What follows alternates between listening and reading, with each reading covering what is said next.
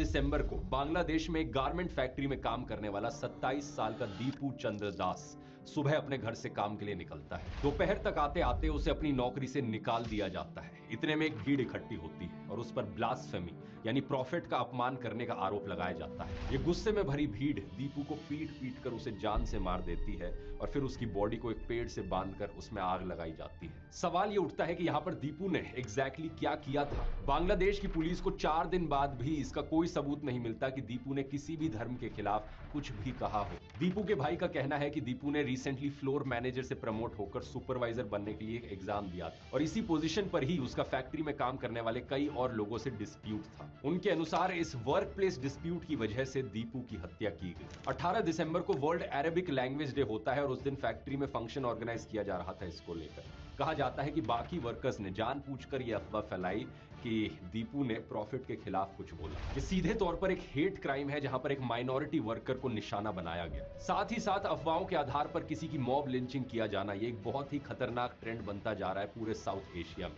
बांग्लादेश में ही नहीं बल्कि पाकिस्तान से भी ऐसी खबरें आई हैं, इंडिया से भी ऐसी बहुत खबरें आई हैं। चाहे आप 17 दिसंबर का ये केस देखो जहां पर केरला में एक माइग्रेंट वर्कर की मॉब लिंचिंग कर दी गई क्योंकि अफवाह फैली कि उसने चोरी करी थी, या फिर 2020 का फेमस पालघर केस जहां पर साधुओं की मॉब लिंचिंग कर दी गई क्योंकि अफवाह फैली थी कि वो चाइल्ड किडनैपर्स थे। लेकिन बांग्लादेश की स्पेसिफिकली बात करी जाए तो वहां लॉ एंड ऑर्डर का वैसे ही पिछले कुछ महीनों से बहुत बुरा हाल चल रहा है। 18 दिसंबर को ही बांग्लादेश के एक बड़े स्टूडेंट लीडर शरीफ उस्मान हादी की मौत हुई थी और उसके बाद बांग्लादेश में एंटी इंडिया प्रोटेस्ट शुरू हो गए थे। हादी असल में 2024 में शेख हसीना के खिलाफ हुए प्रोटेस्ट में एक बड़ा फेस रहा था और उसके भाषण अक्सर इंडिया के खिलाफ रहते थे। 12 दिसंबर को कुछ अनजान अटैकर्स ने ढाका में इसे गोली मार दी और 6 दिन बाद इसकी मौत हो गई। इसकी मौत के बाद बात उठी कि हादी के किलर्स इंडिया भाग गए हैं, इसी वजह से एंटी इंडिया प्रोटेस्ट भड़क गए। कुछ दिन बाद ये प्रोटेस्ट इस लेवल तक पहुंच गए कि नारे लगने लगे, जो इंडिया हसीना को बचाता है उस इंडिया को तोड़ दो। जबकि सच बात यह है कि बांग्लादेश की अथॉरिटीज ने अभी तक कंफर्म नहीं किया है कि अटैकर्स भागकर सही में इंडिया आए भी हैं या नहीं। इसके अलावा राजशाही में इंडियन कॉन्सुलेट पर हमला किया गया। इस वायलेंट भीड़ ने मीडिया को भी नहीं छोड़ा। बांग्लादेश के 2 सबसे बड़े अखबार डेली स्टार और प्रथम आलो, इनके ऑफिस पर भी आग लगाई गई। इन 2 हत्याओं की वजह से सिचुएशन इतनी बिगड़ चुकी है कि इंडिया बांग्लादेश रिलेशंस आज अपने लोएस्ट पॉइंट पर पहुंच गए हैं। 21 दिसंबर को इंडिया ने बांग्लादेश में अपनी वीजा सर्विसेज सस्पेंड कर दी। अगले ही दिन बांग्लादेश ने दिल्ली में अपनी वीजा सर्विसेज बंद कर दी। असल में बात यह है दोस्तों कि बांग्लादेश में अभी इंटरिम सरकार है और नई सरकार चुनने के लिए 12 फरवरी को इलेक्शंस होनी है। अगर आपको यह जानना है कि